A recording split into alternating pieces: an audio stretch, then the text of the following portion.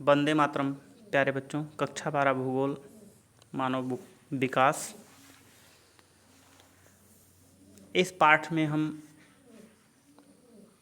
मानव विकास का परिचय, वृद्धि और विकास, मानव विकास के 4 स्तंभ, मानव विकास के उपागम, मानव विकास का मापन और अंतर्राष्ट्रीय तुलना के बारे में जानेंगे।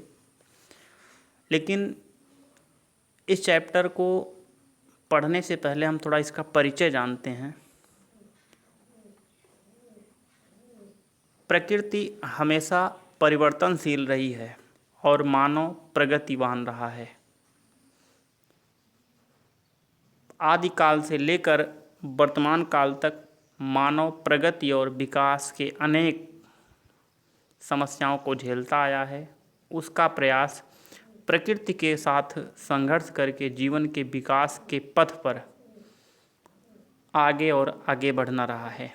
मानव का मस्तिष्क कभी शांत नहीं बैठता। वह विज्ञान और प्रौद्योगिकी का प्रयोग करके उन्नति और विकास के लिए नए क्षितिज खोल रहा है।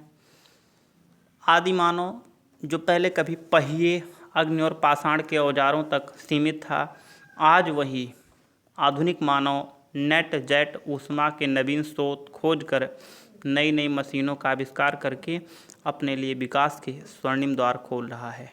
उसका जीवन वृद्धि विकास के सोपानों से होकर गुजर रहा है। इस धरा पर प्रत्येक वस्तु बढ़ती है और विकसित होती है।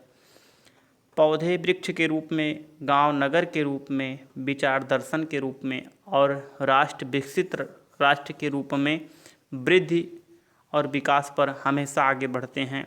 वृद्धि और विकास दोनों शब्द एक समान प्रतीत होते हैं, बट दोनों जो है हमें किसी चेंज की तरफ पॉइंट कर रहे हैं, अर्थात कहने का मतलब किसी परिवर्तन की तरफ हमें इशारा करते हैं। इनमें वृद्धि मात्रात्मक और मूल्य निरपेक्ष है, जो धनात्मक या ऋणात्मक दोनों हो सकती है। विकास वह गुणात्मक परिवर्तन होता है जिसमें मूल्य सापेक्ष होता है।